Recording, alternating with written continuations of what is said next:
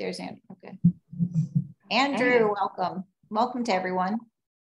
Welcome. And we are live, so welcome to all of our attendees this morning too.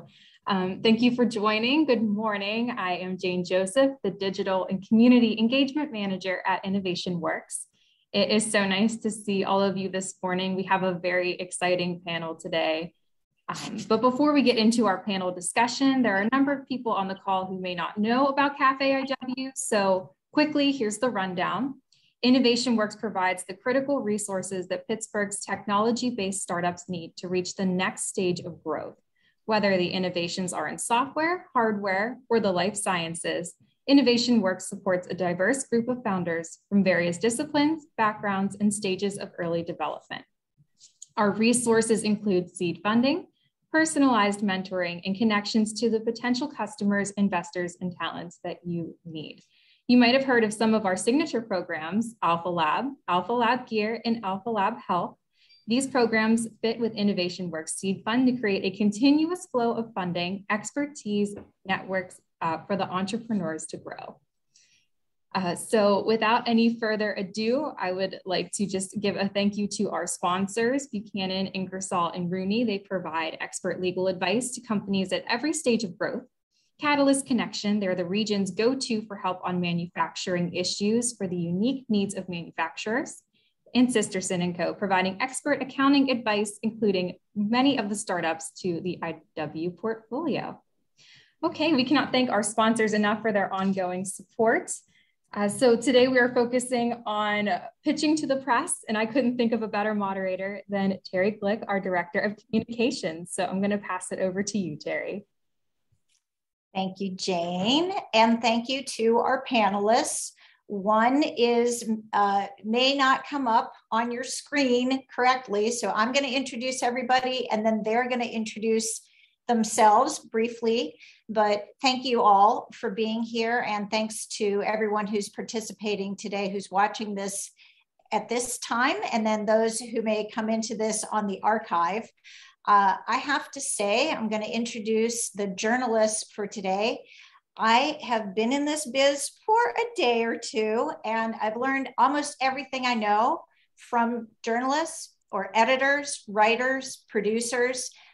It is tough to know how to talk to the media, even though when I did these phone calls with our folks from the media, they were all like, oh, I'm not a scary person at all.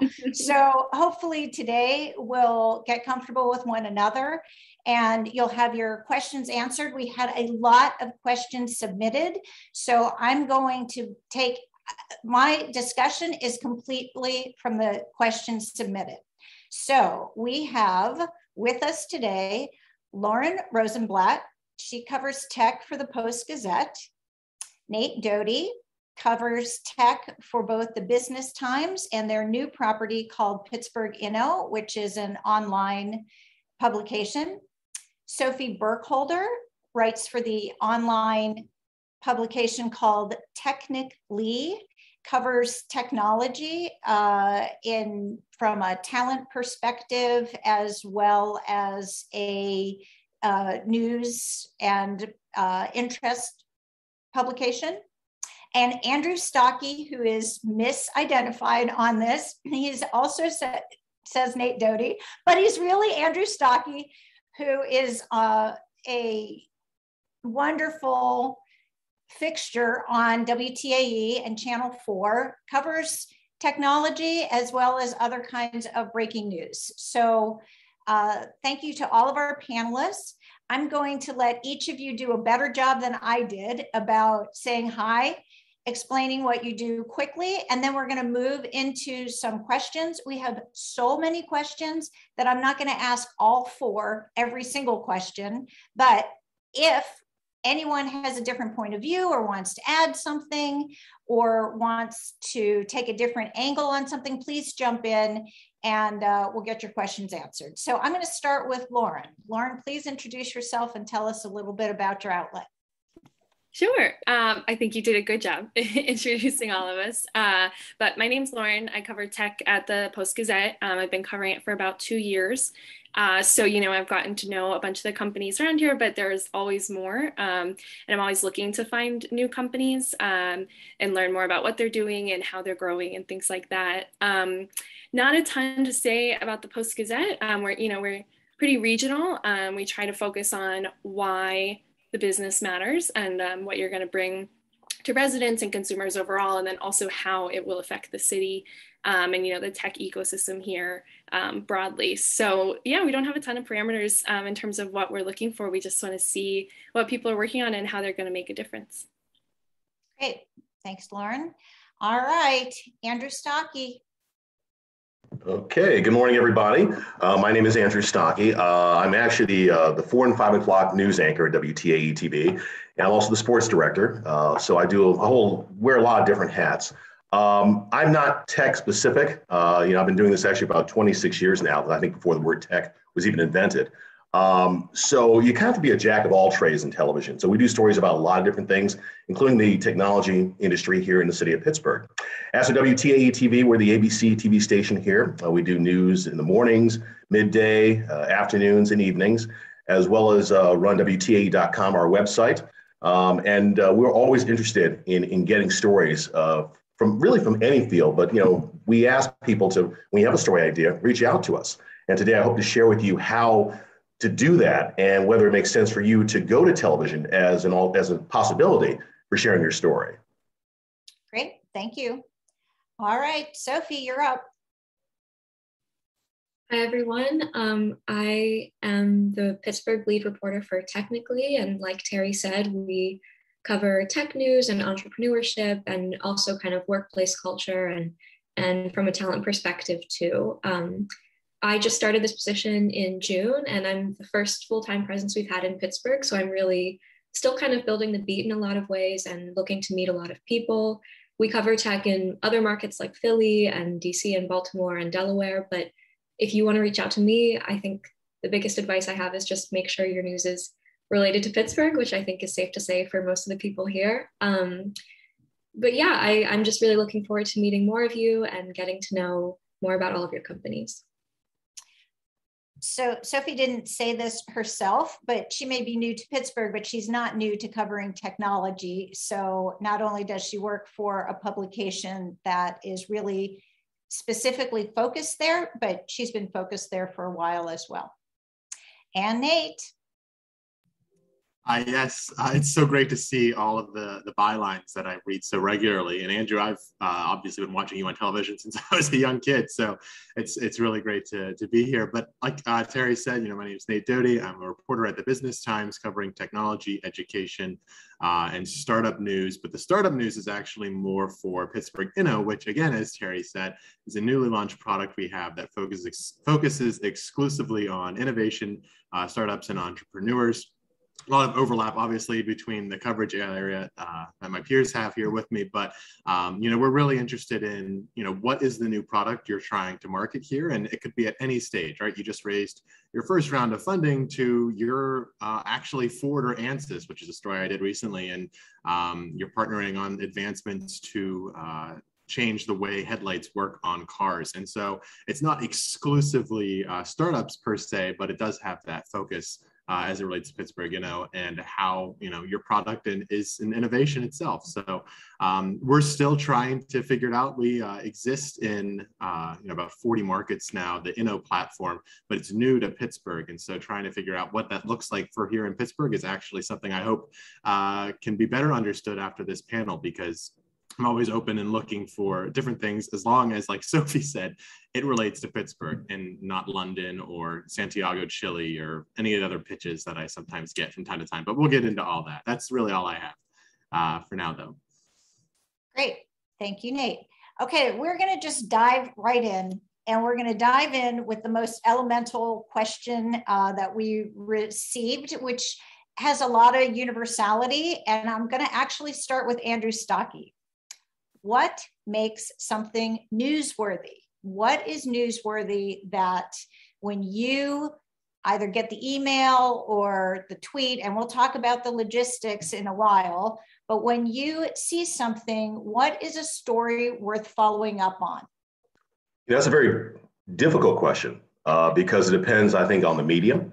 It depends on the audience. It depends on the time and circumstance. I think a newsworthy story is something that, and we're all storytellers. That's what we do for a living. We tell stories. And when we find a story that maybe, at least in television, goes beyond just a small group of people, maybe expands to a larger group, something everybody can understand, that is a story, something that touches all our lives. Now, obviously, if you work for a specific type of media organization that follows a specific type of field, that large group is narrowed. So I think you have to think about what you have, what product, what startup, what you have, and who it touches and who it impacts. I think it's the first thing you really need to think about when you come to us with a story idea. I know with television, like I said before, it's a large group and a large audience that we cover, a very diverse audience. So we need something that really everybody can connect to. If there is an emotional tie, or if there's a great story behind the product itself, or what that product or that company can do beyond their own borders, that's interesting. So it's not so much, and this is really, like I said, it's a difficult question. Newsworthiness depends on your audience, depends on, like I said, the time, place, and circumstance. If you think it's newsworthy, it's worth reaching out to us. Let us take that information and then decide from there. And it's not just one person making that decision, just so you know. It's at least in television, it's a larger group that makes that ultimate decision. Because I'll bounce off my co-anchors, my producers, hey, what do you think of this story? What do you think about this? And through that discussion, we decide, okay, it is newsworthy and it's worth pursuing. So I hope that kind of answers the question. That's, like I said, it's a difficult question because what's newsworthy to you, Terry, is different from what's newsworthy to you, Sophie, or to you, Lauren, or to you, Nate. So it depends, I think, first of all, on which outlet you go to and what you're trying to accomplish. Right. It's a little like trying to describe what is beauty. But I'm going to throw this out to the others as well. This is one of the few questions I'm going to ask all four of you.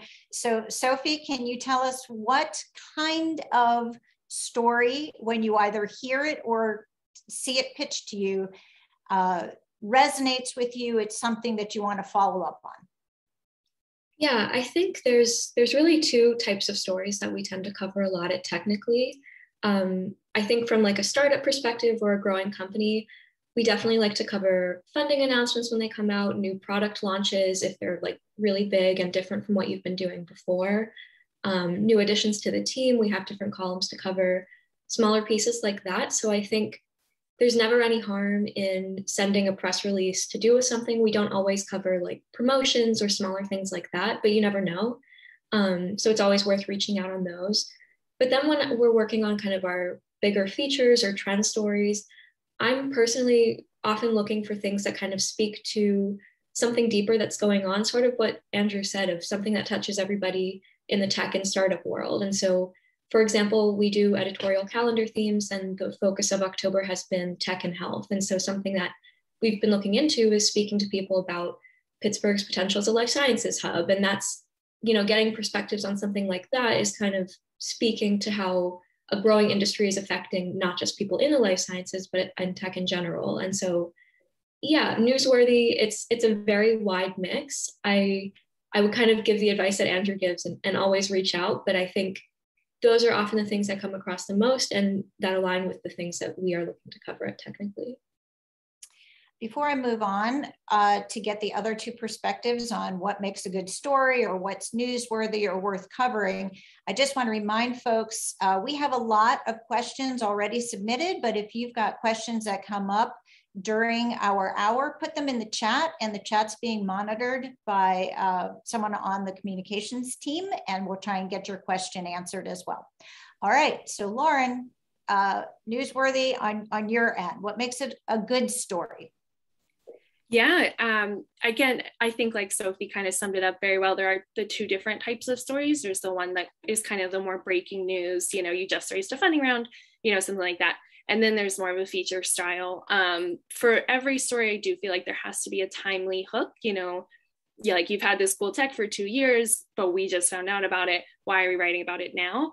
And part of that's on me as a journalist to like explain why it's important. And also part of that could be, the company helps me along of like, this is why we're positioning ourselves this way now. I wanted to give an example of a construction company that I met recently.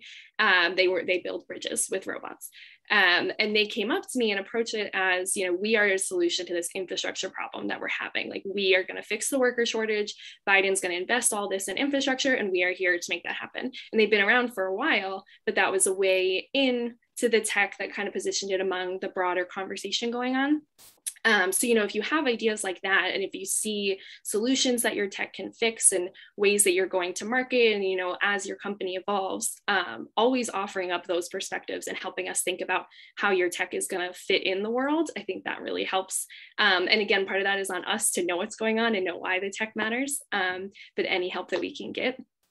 And then, I also like to look at bigger trend stories, so even if you pitch something and it doesn't appear in a story right away, I will always hold on to that, and if I come back to it, if it's becoming a big hot topic or there are other companies focusing on the same thing, I'll always circle back. So again, like everyone has said, I think it's always a good idea to reach out if you think there's something to be said.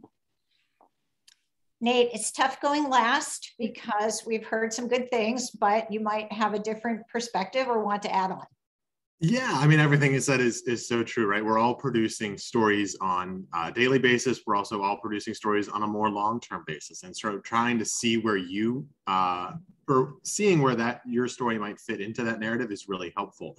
In your pitch, if you can disclose this is, don't disclose this is breaking news, this is something you need to do today, that's ultimately going to be our decision. But saying as such, hey, I'm noticing this trend in this industry and my product is going to offer, aid in that. That's something that would be helpful to know, so that maybe I can't get it to today, but it's something I'll save in my inbox or in another area where you've pitched it and come back to it.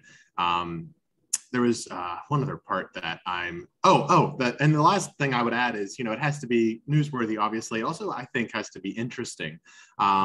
And you have to be interested in it, right? Like, if you're excited about this news and it comes through in your pitch, I'm instantly going to want to reach out to you and either talk on the phone and learn more, or at least respond in some way, because you're showing your enthusiasm and you're showing your, how excited you are for this product. And it might not necessarily be news today, but it could be at some point.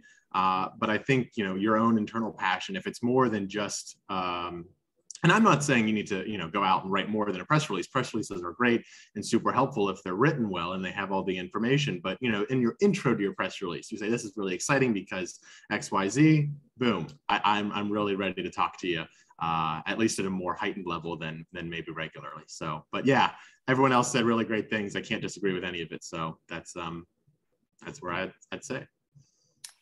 Great. I appreciate both your insight and the sort of willingness to jump in and see what stories there are to tell. Let's just talk a little bit more about this. Because a lot of people have questions about the logistics. And Nate, we might as well stay on you. What is the best way for people to reach you? I often tell people, don't bother with a press release. You're going to worry about every word that goes in there. It's going to take a long time. Just reach out with a quick email or on social media. But if it's a complex idea, sometimes putting it down in a press release can be a very useful exercise. It can help you come up with wording for your website or others. So what is the way that people can and should reach you with news about their company? So Nate, let's start with you. Yeah, it's wild. The press release wasn't really something I talked or learned a lot about in journalism school, but yet I think it's one of the most helpful tools to have, because it gives you all the important information. The thing that I want to stress about press releases, though, is, they're usually publicly available, or at least they should be. And they're not offering, once they're released, they're not really offering anything, or I can't really offer much more to my readers beyond the press release if I'm just going off a press release. So there's always this, desire to want to get more information. And so if you're willing, and I think we're going to get into this later on in the discussion, Terry, so apologies if I'm skipping ahead here, but something like an embargo is something, you know, as well. I didn't learn that much in journalism school, but it's something I think I deal with on a daily basis.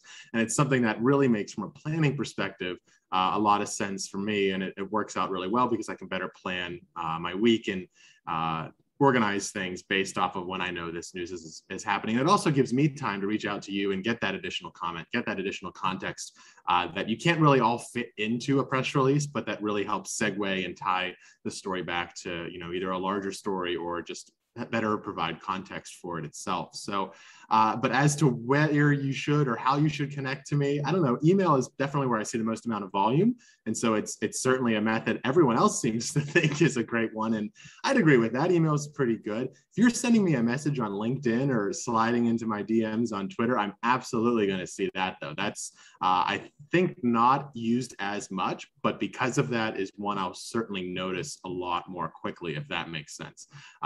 Curious to obviously hear what my peers say, but I think that really stands out. You know, if you have news and you know you have news, but you're not ready to run it, you know, the embargo, working with that, totally helpful. But in terms of where you're sending it, you know, it really depends on the news itself, right? If it's a board announcement, press release is pretty helpful. But if you're trying to get, you know, some more insight, or you're working on something that's, you know, more broad, let's talk, and don't worry about putting all the details down in a press release. We can talk more broadly about that. So this is one of the few questions also that I'm going to ask everyone, because getting to you is often a personal preference. Some people like to look at their emails. Some people don't get to LinkedIn for a while. And so, Lauren, what's the best way to reach you? Yeah, I'm definitely one of those people that forgets about LinkedIn always. But Twitter, you know, Twitter, I always check. Emails. I mean, my cell phone I give out since I've been working remotely. So texts work too. I'm fine with that. But yeah, I would say email is probably the most common way. I try to keep up with it as much as possible. Also, again, even if I don't respond to an email for like a week, eventually I will look at it and keep it in mind. You know, an instant response doesn't always mean that it's not something I'm going to come back to. In terms of press releases and, you know, different things like that, when you're looking to pitch a story, I find the most helpful thing is when I do get a press release to make sure someone is available that day to talk in more detail. Because, you know, I find press releases very helpful also because they kind of explain why the company thinks this is important. But generally, I need to take a step back first and like say, this is how the tech works. And, you know, this is how the company got started. And, you know, these are the past announcements we've done, things like that. And the companies don't always include those details, and that's okay. But I think it really helps to hear it in someone's own words, how it works and why it's important. And that could be, you know, like a 10-minute phone call. You can get so much out of that, even if it's short. So if you're planning to make a big announcement, I would say make sure people are available that same day, because that really helps us. Great. Sophie. Yeah, I would definitely agree with that about trying to make someone available either for phone, or if you really don't think you'll have time for phone, sometimes like we'll do email comment technically, but we really prefer phone. And also, you know, I think I usually am an inbox zero person, which is a little stressful to be, but I definitely read every single email. So same with Lauren, like if it takes me a while to get back to you, it doesn't mean that I haven't seen it. And I make sure that like she said, if something is newsworthy, I kind of keep it in the back pocket if it fits into a trend piece later on. I also check Twitter DMs too, LinkedIn not as much, and my cell phone number is also in my email signature. So voicemails I often listen to as well, or you can just call me. If it's not a number I know, I don't always pick up like right away, especially if I'm busy, but yeah, texting is fine too. And yeah, in terms of press releases as well, I think yes, they're really helpful. Happy when people send press releases, but I'm also open to just someone sending an email saying, hey, this is my company. This is kind of what we do. Do you have time to kind of talk about this and see if there's something there? On a busier day, I might say no, or I might put it off for a week, but I am definitely, you know, still in the early stages of this role. So part of my job is still looking to network with people and get to know all of you, even if there isn't an immediate story that comes out of that. Okay, Andrew. Okay, well, first of all, I get emails, lots of emails every single day, but I check them all when I'm at work and even on the weekends. So I'm always on my phone. So sending an email is very helpful. But I'm also on Twitter, and I actually do go to LinkedIn every single day. And so I encourage you, especially in my field, because there's such an immediacy. I mean, if there's something happening, I want to find out as soon as possible, see if it is breaking news or maybe something we put off a little bit later. Please, reach out to me. That's probably the easiest way to do it. Like I said, just, contact me on Twitter or LinkedIn. I think my phone number is on LinkedIn at least. And I agree with everybody about when you do send that release, make somebody available. I know with our side, we will basically reach out to you if maybe an in-person interview, perhaps Zoom, which is a little bit easier if we have a situation where we can't get to you. But yes, make somebody available to answer our questions and also to put a face to it. So many of these stories that come out, we'd love to actually see the person or talk to them and put a face behind the announcement. So once again, I encourage you, reach out via email with that press release, but no, contact us, contact me. I don't know a single reporter who would turn down someone who's contacting them directly with a story idea. In fact, I know a lot of people I work with say, hey, message me if you have a great story or DM me if you have a great story. Right. I think that one thing that we want you to take away from this day and this interaction is people make stories interesting and people report on those stories. So treat everyone like a human and be a good resource when the media wants to follow up on something. They want a fresh quote, they want to see something, and we're going to talk about visuals in a second. But yeah, this is not something to be afraid of.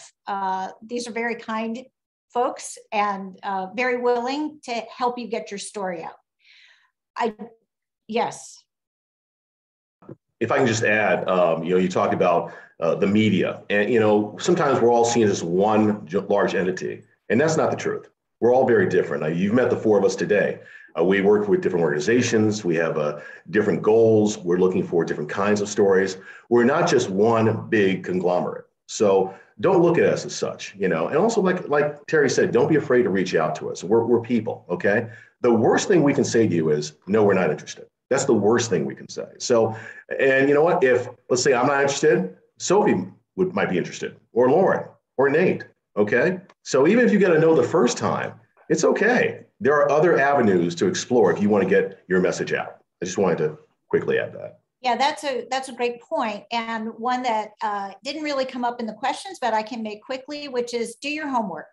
Read the content, make sure you understand who the audience is, how folks tell the story a little differently. So as Andrew just said, if you're going to tell Andrew your story and you're going to tell Sophie, make sure that you understand the differences between the outlets, who the audience is that they care about, which you can get from reading a little bit and watching. So do your homework before you approach someone. It's worth the amount of time, however much you have to devote to it. It's worth it to nail down what that outlet is looking for. Having said that, and I am going to stay with you, Andrew, because we're going to start this off, which I think is about television in particular, but not exclusively.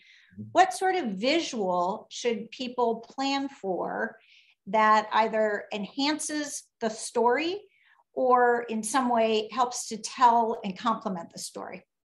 I think it depends on what product we're talking about or what the business is. I mean, some businesses just don't translate to a great television story. Obviously, television is about visuals. We have to kind of see what's going on. We may end up doing like a 20-second reader sometimes about new things that are happening in town or new tech, okay? So it might be 20 seconds and maybe we don't need a visual. But for the most part, we need to see something, whether it's the actual product, maybe it's the location where you are, maybe it's the audience that you hope to impact with this product. But think about something that is visual, something we can see, something that is moving perhaps.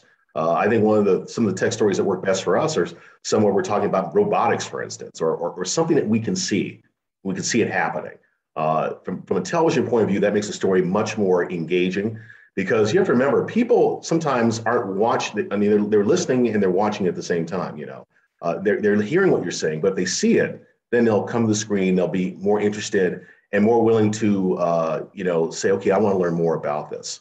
So think about that. I mean, as an entrepreneur, what do you find interesting? I mean, before you come to us, is it interesting to you? And take that 30,000-foot overview. Don't look at it so much as the product you're so close to that, I think this is great. I think this is great. But then you step back and say, oh, wait a minute, it's great, but maybe for this particular audience, or maybe if we sell it like this.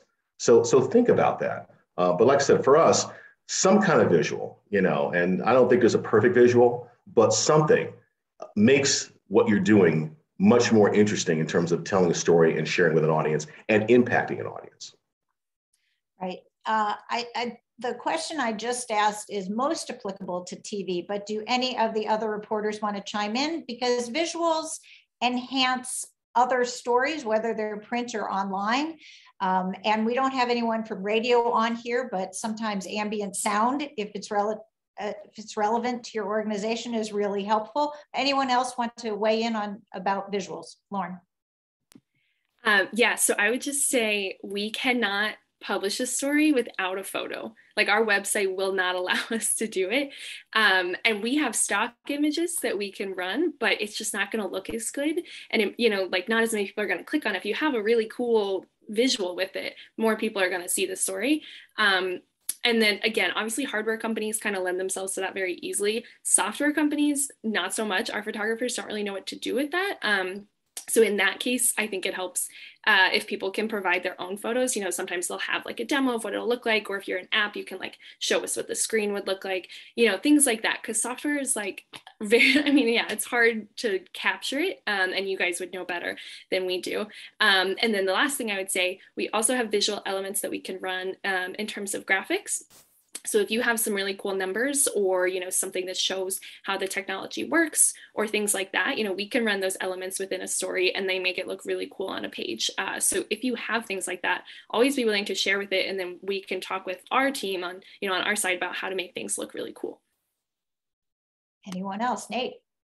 Just on a technical end, real quick, if you could also express in written detail that, the Pittsburgh Business Times or the Post-Gazette or technically, or WTAE can use this image, has permission to publish this image for copyright's sake, that makes us safe to have your image, and we just need that. I'll ask if you don't, but it's so much easier if it already is there. But yeah, because we can't upload an image to our site without having, a copyright and an art credit. Sometimes those are the same thing.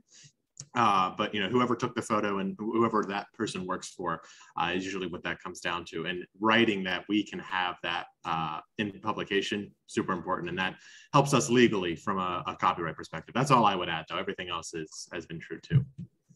Very good, Sophie. Your chance, but no pressure. I got other stuff to cover. Yep, just the same as what Lauren and Nate said for me. Great. Okay, so a little bit more on the how-to.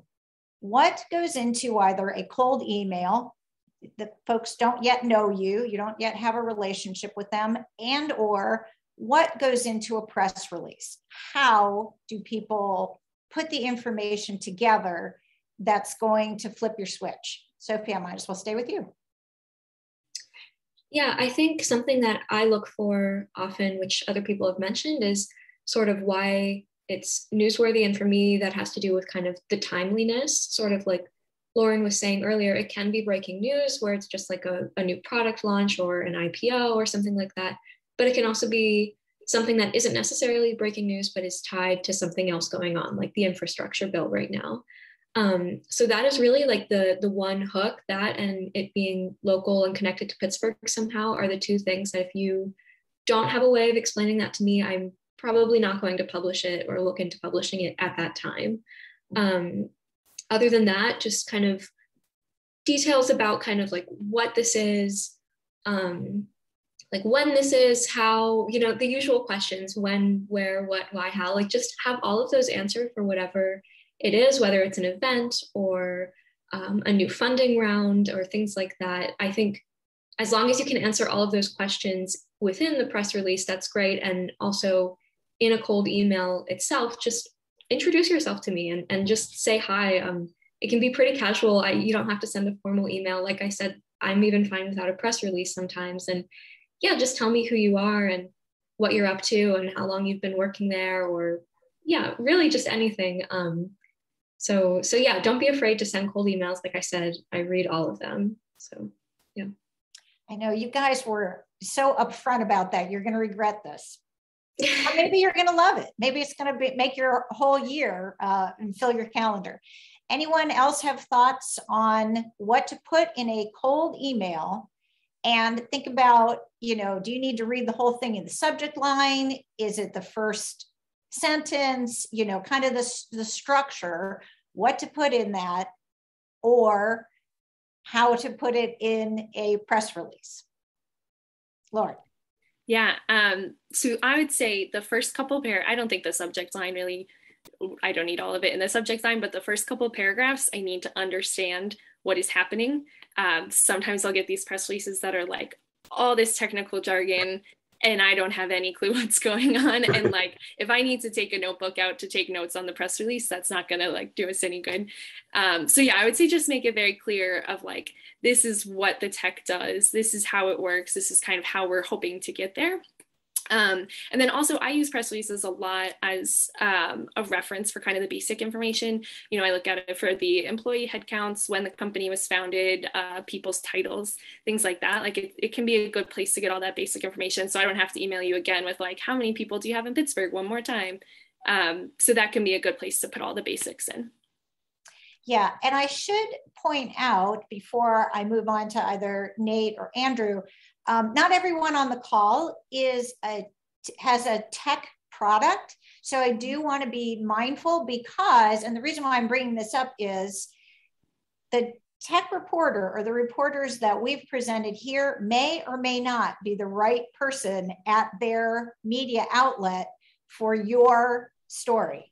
So I also want the remaining two speakers to think about, if it's not you, are you going to pass this along? Should it go to an editor? What's that chain of command? So Andrew, you're up on my screen. Okay. It can be, what do they put in that email, or what? How does it work? And also, if it's not right for you, what happens to the story? Well, Lauren and Sophie both hit on this, the fact that, when you send an email, if we can't get the story in the first couple lines, we may not pursue the rest of the story because, frankly, you get so many emails every day, from all over the place. It's like, give me in 2 lines why this is important or what point you're trying to make. Also include the fact that, it's Pittsburgh or it's Western Pennsylvania oriented because obviously we all cover local news. At least at our station, I think pretty much every station, when an email comes in from any source to our assignment desk to the station, it's shared with everybody. So everybody gets to see it. It's not just that single reporter. Everybody gets to see it if you send it to the general like assignment desk or the main news hub of a television station. And, even if I get it directly and I say, okay, this actually might be a good story for maybe my co-anchor Kelly or maybe for my reporter Ashley, I will let them know. So, once it comes in, we'll take a look at it and the light may go off that, hey, we need to share this with somebody else. If you send it to the general assignment desk at a TV station, everybody will have a chance to see it. And maybe one person will say, that's the story I want to do. Great, thank you. And Nate. Yeah, we're a team at the Business Times. We're a team of 4 reporters and, we have a web editor but we all cover different beats. And so if I get something that's not perfectly aligned with technology or education or there's some manufacturing overlap I do too, but if it's not perfectly aligned, I'm sending it to a colleague because if it's an interesting story, and like I said earlier, if you're convinced it's interesting and you're passionate about that, I'm sending it to someone else. But what's really important, and this, you would think this should go without saying, but understanding the publication itself that you're pitching to is so important. And it's not just from a Pittsburgh angle, obviously. And I would hope the news you're pitching is from Pittsburgh, but it's also, knowing the needs and the wants of our publication, reading the other content and seeing how do I fit my story kind of into the stories that they're telling here. I think that's just really important to know. And just having in there. And one other thing I would add as it relates to the press releases, obviously, like said, who, what, when, where, why is really important, but having a little section at the end for the about. Some companies do this really well. Some make me go on a researching frenzy trying to figure out what you actually do. So making sure your about is, the about the company or about the product is super clear is really important. I don't have time to research everyone's pitch and product. And so making sure it's in terms that are, that my parents might understand is super important and super helpful. So just make sure you have that in there, whether it's, at the very end of the release and it's like about, so-and-so company, or it's about, just making that in clear language, I think is really important too. So. Great. So we've had a couple of, we had more questions about logistics than any other segment I've ever done on Cafe IW. So I'm trying to get to some more of those questions, but I'm going to push a couple of them together. Are there editorial calendars that you follow, or are there, oh heck, what was the other thing I was going to push with that? Other kinds of expected topics that you're going to cover, and then how does the public or the readership or the followers, how do they know that you're working on that so that they can get to you? Nate, you're still up.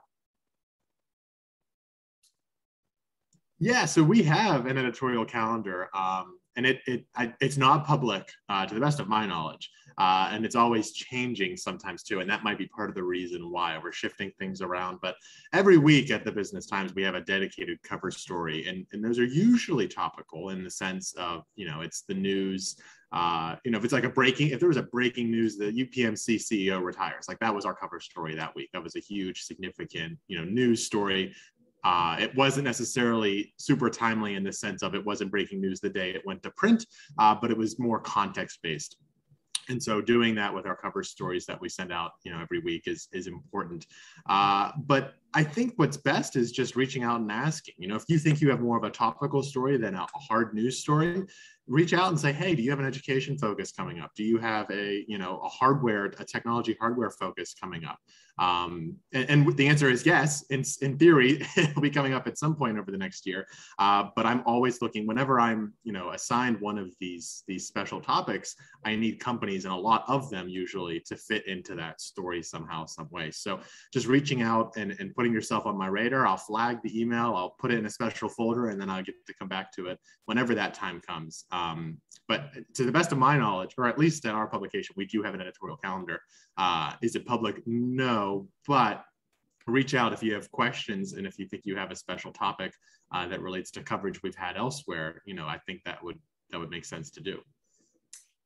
I did remember what I was adding to this is, do you have kind of a list of experts that you go to in a sort of either a general story, or to comment on trends, or to sort of localize things? So along with, do you have an editorial calendar that people can know in advance? Are there experts that you go to for certain topics? And then how do you become one of those experts? So I'm going to go to Sophie on that one. Yeah, technically actually does have a public editorial calendar, and I can post a link to that in the chat. I think I mentioned before that for October, we did tech and health. So I was really covering a lot of life sciences this month. But just because that's what our calendar theme is, doesn't mean we don't cover things from the other area. And if you had something in life sciences ready for publication in June, like we would publish it then too, if it was timely. As far as the kind of group of experts that I go to, I do have a lot of people that I reach out to, and they're mostly people that I met, back when I started earlier this summer, who kind of seem to be sort of people who knew everyone in the community. Someone I think of a lot is like Kit Muller, who runs Rustbuilt Pittsburgh, or also people from Innovation Works are great too, because there's so many connections. And so those are really the people I go to localize things. But I think in terms of expertise, like I just said, with the life sciences story, for example, if you have a startup or a company like Cernostics, who just got acquired and went public, I might want to speak to someone from there if I'm kind of looking for someone to speak to the technology a bit more and show their expertise on that. So I think there's no way to certainly like become an expert that I reach out to. But if you see news and you think it's important and you think you have a perspective on it, again, always feel free to reach out. And, the more that you can make me aware of what you do, the more your name will kind of pop into my mind of like, oh, there's some news on this kind of tech. And I know that this company also works in that realm. Let me talk to them about kind of why this is important and how this could change the field. So I guess that's the advice I have for that expertise. Great. Lauren or Andrew, do you have anything you want to add on sort of the calendar or becoming an expert or someone who can speak on a topic? Yeah, I don't think we have an editorial calendar. I mean, I'm sure we do, but I mean, we don't work the same way that print media, newspapers, web sources do. We don't do like a month where we focus on a certain topic quite like that. It's more of a combination of whatever the news is that day or that week. We do have long range stories we are playing, of course. As the expert question, we do go to people from time to time, depending on what the story is. And I think it's one of those things where once you've met somebody, you've got to know them, you realize they are, they have some expertise in a certain field, you hold on to that contact information. And then when it comes to bear, you reach out to them. I had a gentleman just reach out to me recently who was involved, who worked with the Secret Service regarding situations like when they're, hostage situations or things like that. And now I have his name and his number. And if we ever had that situation, I can call and say, okay, let me talk to this person. And they can appear in an interview or live on our air to discuss the situation. So it's just a matter of when you meet people and when people reach out to you and say, hey, I do know something about this topic, keep that contact information. That way, when that situation arises and you need somebody, you have somebody on your cell phone you can go to straight away. Lauren, anything before we move on? Yeah, just one quick thing to add. Of course, like Andrew was saying, if you're an expert in an industry or a type of technology or innovation, that's always good to know and like another perspective to add to a story. But also, I'm just very interested in like how the business works. So sometimes I'll email a random robotics company and be like, how are you handling remote work? And, are you mandating vaccines? Like, how are you making those policies? Like, I just think all of that's really interesting. So if you're willing to just talk about how you're making decisions and how they're affecting your overall mission and your employees and stuff, that's always good too, as long as I think the more information you're willing to share, the more likely we are to keep coming back. Great. I see in the chat that someone asked to make sure that we send everyone who's participating today the contact information for our panelists. So we will send that information, but I will also tell you almost all of it is usually in the writer's byline, or it's on their website somewhere under team. It doesn't actually take too much to find. Sometimes you can't find emails, maybe not for the panelists here, but for reporters in general. You will get often their Twitter handle. So if you're not yet familiar, jump in and get your feet wet. Try and usually a reporter lists the way they want to get information. Sometimes the reason why they don't give their email address in their signature line is because they either want you to tweet at them or they just don't have a lot of time for all the emails. But yes, we will get you the contact information for folks. And having said that, is it worth a small company, because I'm going to guess almost everyone on this call represents a pretty small company. Is it worth them really investing in either the technology or buying lists of media through like Meltwater or Cision or something else to reach not only local media, but your national peers? Is it worth it? Or is it worth trying to find the person who covers them and then looking for their contact information? And Lauren, I'll just stay with you. So personally, I would say no, because I think most of the information is publicly available. I don't know about reaching national outlets, that I'm not really sure of. But I think if you just Google me, my email comes up. So I don't think, I think that would happen with a lot of people. And then the other thing I would say, like my email is split up, Gmail can split into different tabs. If it's just coming from like a generic PR account, it's going to go to like the secondary tab. If it's coming from an actual human being, it's going to go straight to my primary inbox. So I think that's like more helpful if it's coming from you. I tend to agree. Anyone else want to jump in on this? I'll just say, I mean, if you're a startup company, which I'm assuming almost everyone on this call is, reach out to your local media. I mean, we're excited to tell your story. We are wanting to tell your story. And obviously we can't compete with a TechCrunch or a Crunchbase or, The Verge, but we're also not supposed to, right? We're here and we're interested and invested in telling the Pittsburgh story of your Pittsburgh company. And so definitely reach out to us. It's free to do so. Those PR services, some of them are like hundreds of dollars a month. And I mean, they do great, right? If you're a national company, I'm getting your releases on PR Newswire.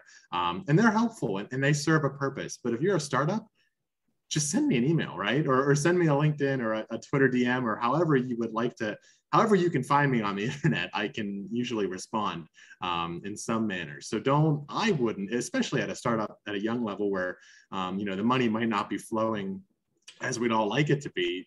Use the free methods of communication. Because like I said, we're all wanting to tell your story. We're all excited to tell your story from that Pittsburgh angle. And so obviously the national outlets have a time and place.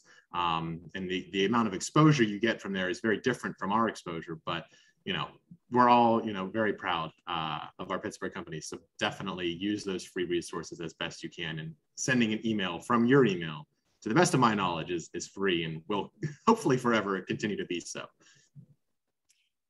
So I'm not trying to skip anyone, but I am trying to be mindful of the time and trying to cram a lot in here. So does anyone want to jump in before we move on? Okay, so the next thing is, suppose I meet you or we talk, I become someone you go to, and I'm covered in like a roundup story about either a national trend, I'm helping to localize it. But next week, I have something I want to convey, but you just essentially covered me. Is there a rhythm that you look for in covering or including a company or an entrepreneur? Andrew? Okay, let's try it again.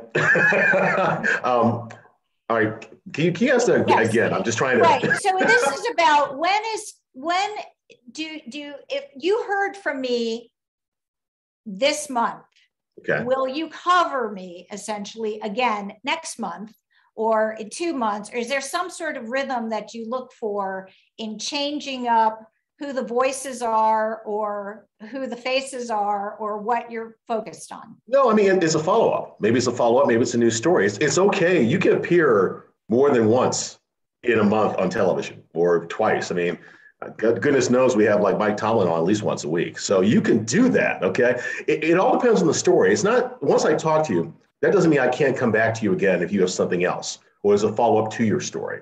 So don't ever feel like, okay, I got one shot, It really is about the story. And if the story is that good, maybe it's worth a follow-up. Maybe it's worth a second story a month from now. Maybe let's check in 6 months from now. So never feel that because you've been on once or you've been written about once that we can't follow up again. Like I said, we do it all the time with all sorts of people.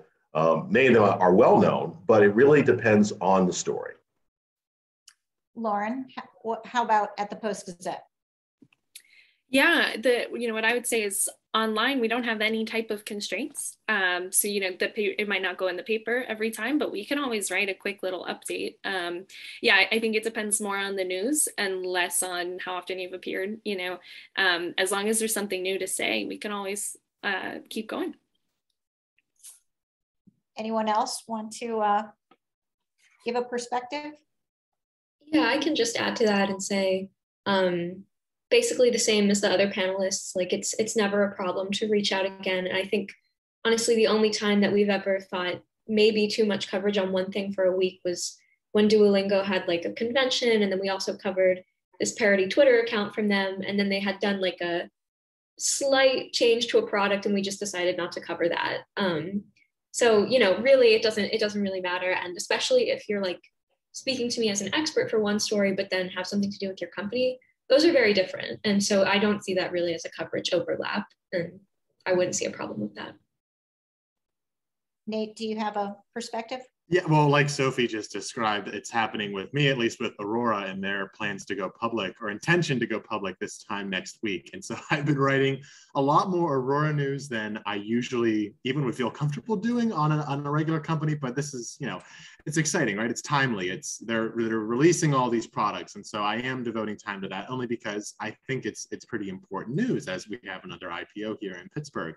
You know, if you're a startup, you're probably not, IPO might be, you know, more long-term vision, more far out.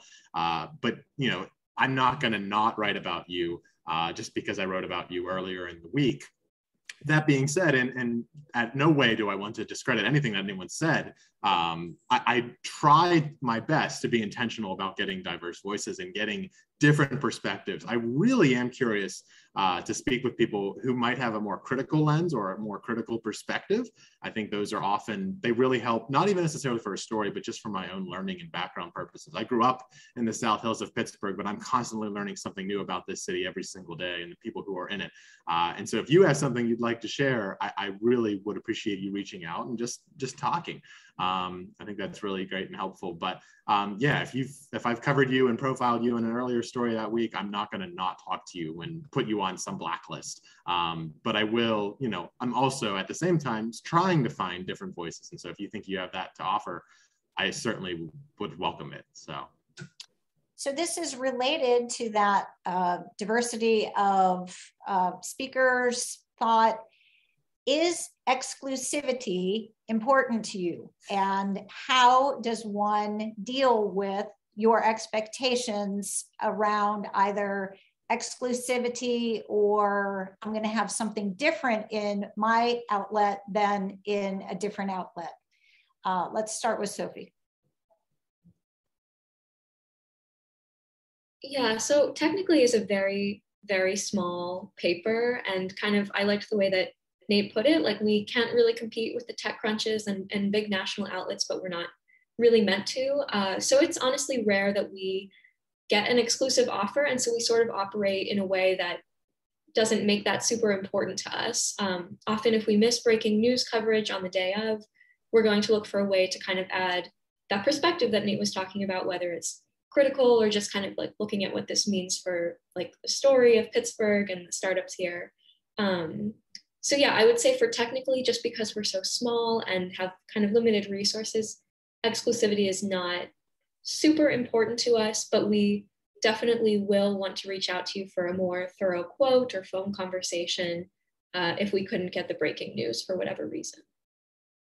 Andrew, as someone who probably deals very often with breaking news, do you have a particular perspective on either exclusivity or something that's tailored just for you?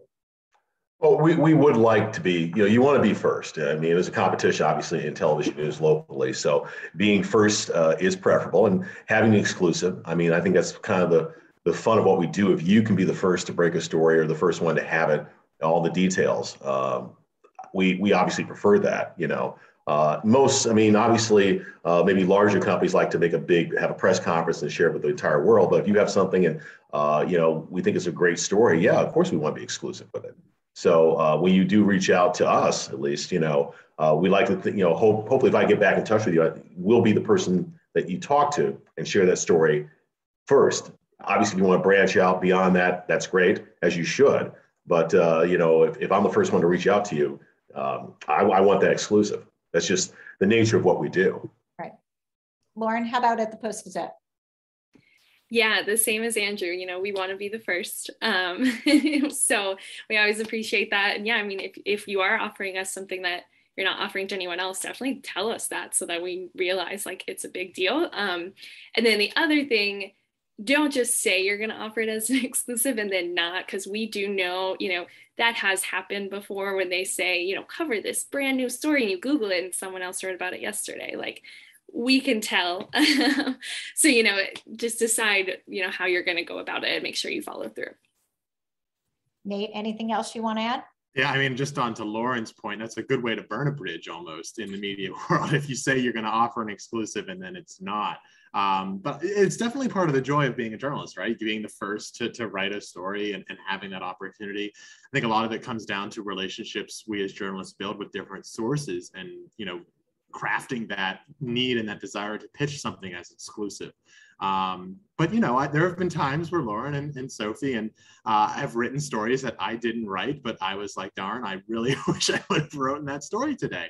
But I'm also like, we're all individual people. We can only write so much in a day, and we only have so much time in a day to write as much as we can. And so we won't get everything, but we're certainly paying attention to each other.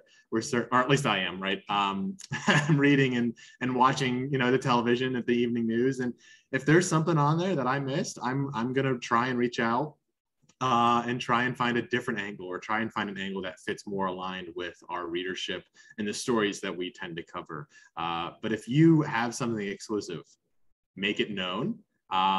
It's an interesting strategy, right? From the PR perspective, I feel like you would want to get your news out to as many people as possible. And that seems to be the case with embargoes, right? They'll send an embargo and they'll say, please don't publish this until a certain time. But, you know, there's an understanding that they're sending it to others too. So, but if you have something exclusive, yeah, that's great. Well, on that happy note, we have lots of, we got a lot of questions. I think we covered many, and I appreciate the candor of the panel and your insights and your expertise. We will do this again with another group of journalists because there's just a lot of interest in this topic. So this is not one and done. For some of you, there is a second hour with the panelists to get to know you further. As a company that works with Innovation Works, we're going to facilitate another discussion right after this. But I promise all of you who are watching the content, more to come. There are lots of journalists these days interested in covering either small businesses, tech business, diversifying the voices of who talks about them. So we'll get to this topic again, and we invite you to keep watching and keep looking for Cafe IW news. Also, we will have a Cafe IW in November, somewhere around November 18th. I think we're trying to schedule it before the Thanksgiving break. It will focus on very tactical implementation tools you can use with almost no money to start your company, whether that's a tech company or other. So we are launching a new product, and we'll be talking about that with someone who's intimately involved. And so look for information about that. So I'm going to thank you again. For those of you who are tuning into the second hour, I think you have a second link for that. And for everyone else, we are going to cover this topic again, and we appreciate you being here. Thanks so much. See you.